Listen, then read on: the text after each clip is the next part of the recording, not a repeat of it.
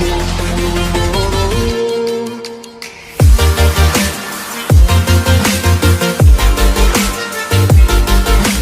Swastiastu, perkenalkan nama saya Nilutari Pramasdewi, NIM 1717051010 dari jurusan S1 Akuntansi. Baik, di video kali ini saya akan jelaskan materi mengenai sejarah akuntansi, laporan keuangan, dan standar akuntansi. Di mana, seperti yang kita ketahui, akuntansi merupakan seni dalam menyusun data-data keuangan sehingga menghasilkan informasi keuangan yang membantu para penggunanya untuk mengambil suatu keputusan.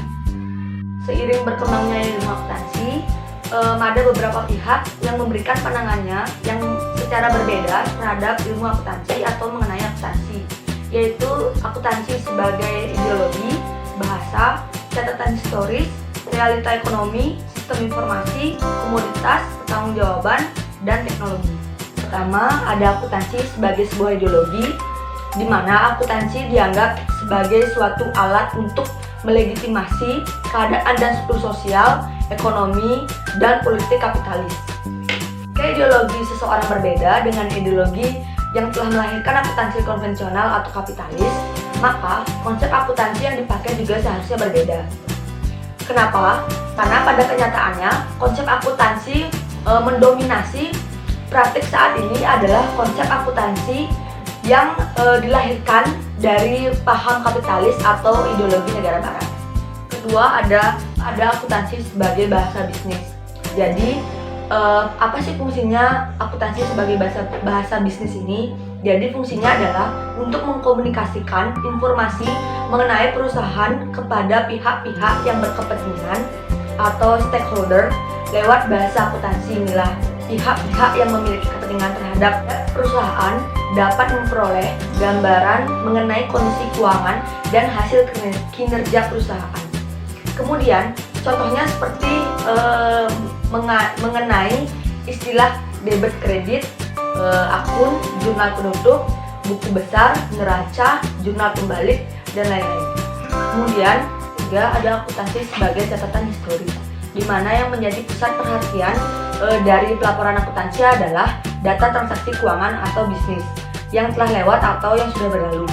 Kemudian dari catatan ini akan menunjukkan bagaimana seorang manajer mengelola sumber daya perusahaannya.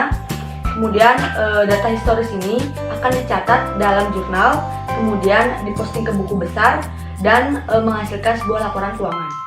Yang keempat, ada akuntansi sebagai sebuah sistem informasi, di mana akuntansi merupakan teknik yang menggambarkan proses hubungan antara sumber data keuangan dan para penerima informasi melalui saluran komunikasi tertentu yang dinamakan siklus akuntansi.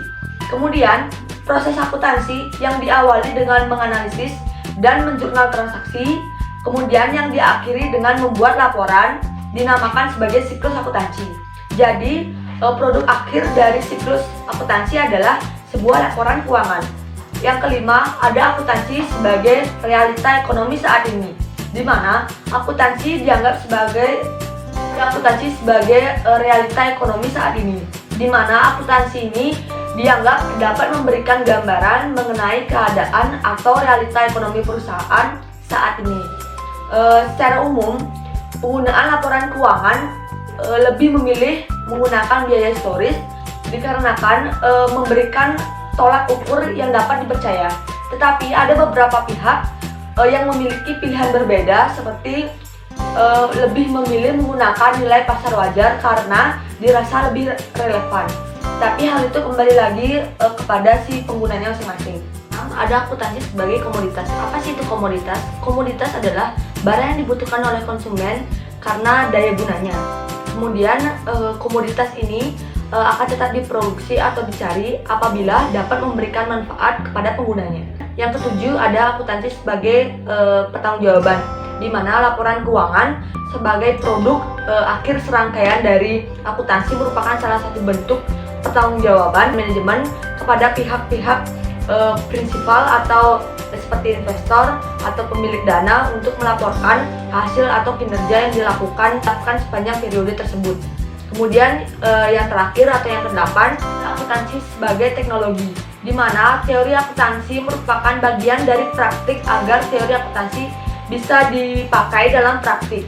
Jadi maka diperlukan sebuah teknologi untuk menjembatani atau menghubungkan antara teori tersebut dengan praktik. Kemudian teknologi bisa berdimensi teori dan juga praktik, dan juga memiliki struktur ilmiah yang berlandaskan logika, dan juga berdimensi intuitif atau judgment yang berasal dari kenyataan sosial. Untuk pembahasan yang kedua itu ada laporan keuangan. Jadi laporan keuangan pada dasarnya adalah hasil dari proses akuntansi yang dapat digunakan sebagai alat untuk mengomunikasikan data keuangan atau aktivitas perusahaan kepada pihak-pihak yang berkepentingan. Kemudian untuk urutan laporan atau penyajian laporan keuangan itu, yang pertama ada laporan laba rugi, kemudian yang kedua ada laporan pemilik modal, yang ketiga ada neraca, yang keempat ada arus kas, kemudian yang kelima ada catatan atas laporan keuangan.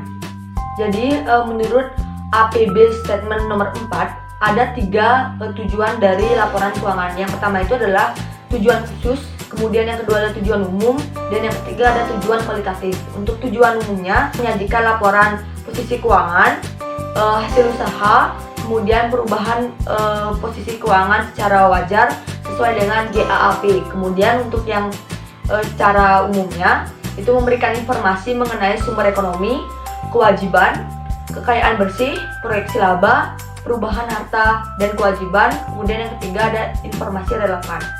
Dan yang terakhir untuk tujuan kualitatifnya itu memberikan informasi tentang relevan, dapat dipahami, dapat diperiksa, netral, tepat waktu, dapat dibandingkan, dan lengkap.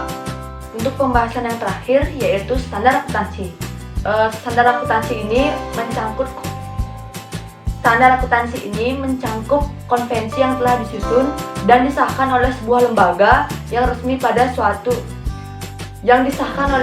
lembaga pada saat tertentu. Kemudian standar akuntansi ini merupakan konsensus pada saat itu tentang cara pencetakan sumber-sumber ekonomi, kewajiban, modal, pendapatan, biaya, dan pelaporannya dalam bentuk laporan keuangan. Untuk pembahasan yang terakhir itu ada standar akuntansi. Jadi standar akuntansi merupakan konvensi yang telah disusun dan disahkan oleh sebuah lembaga resmi pada saat tertentu. Memiliki 4 organisasi yang berpengaruh besar terhadap standar akuntansi yang di Amerika. Yang pertama itu ada SEC, yang kedua ada AICPA, yang ketiga ada FASB, yang keempat ada GASB. Selanjutnya ada standar akuntansi internasional. Itu untuk saat ini ada 2, yaitu GAAP Amerika dan International Financial Reporting Standards atau IFRS. Selanjutnya ada standar akuntansi di beberapa negara seperti negara Inggris, Australia, Kanada, kemudian Kenya, India, Hong Kong, Selandia Baru, Singapura, dan Afrika Selatan. Itu masih diamanatkan oleh hukum. Jadi ada 2 sumber data utama dari standar akuntansi keuangan di Inggris, yaitu hukum perusahaan dan badan profesi akuntansi di Indonesia. Jadi di Indonesia itu ada perkumpulan atau ikatan yang dinamakan IAI atau Ikatan Akuntansi Indonesia yang dibentuk pada tanggal 23 Desember 1957. Kemudian untuk pertama kalinya IAI menerbitkan prinsip akuntansi Indonesia atau PAI dengan maksud untuk menghimpun prinsip akuntansi yang lazim berlaku di Indonesia dan juga sebagai prasarana bagi penerbit laporan keuangan untuk perusahaan yang akan memasuki khusus pasar modal. SAK ini mengadopsi International Accounting Standards Committee atau IASC. Baik, sekian pemaparan materi dari saya. Mohon maaf jika ada salah kata. Saya akhiri dengan para Santi. Oh, Santi.